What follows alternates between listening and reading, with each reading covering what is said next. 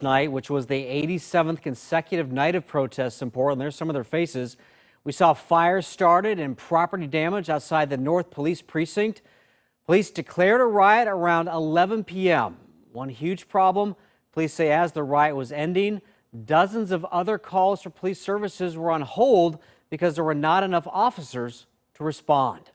Our Lindsay Nadrich is going beyond the headlines today. She spoke to people in the community about the lasting impacts of the riots night after night. Well, it's a lot quieter here outside the North Police Precinct than it was when I was here late last night.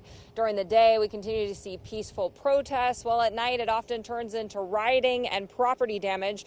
And while many in the community tell me they support the movement, some have had enough of the damage being done across the city. Neighbors and protesters alike tell me they want to see the property damage and destruction of our city stop. The protests themselves are terrific. I don't see a problem with the protests.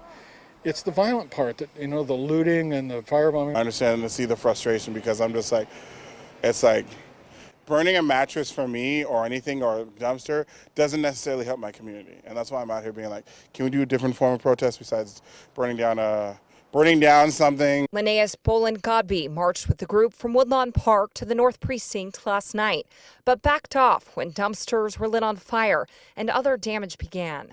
I just wish there was, it's like I just get worried for everybody. That's where I'm at with it, because I don't necessarily agree with the violence, but I understand why people's frustration to do that. Like mine is like, I'd rather have a conversation and talk, but I'm also not going to tell people how to protest.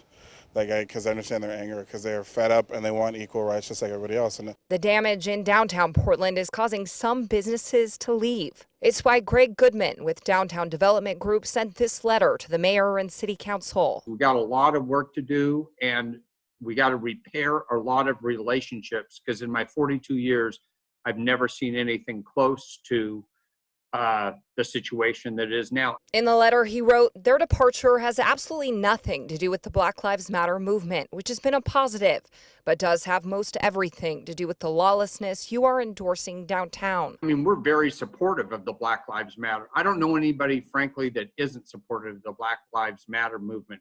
But the rioting and the lawlessness, I don't hook those to the Black Lives Matter movement. I think it's people hiding in there within that movement. He believes the city council should be doing more to support small businesses and help pay for damage caused by the riots.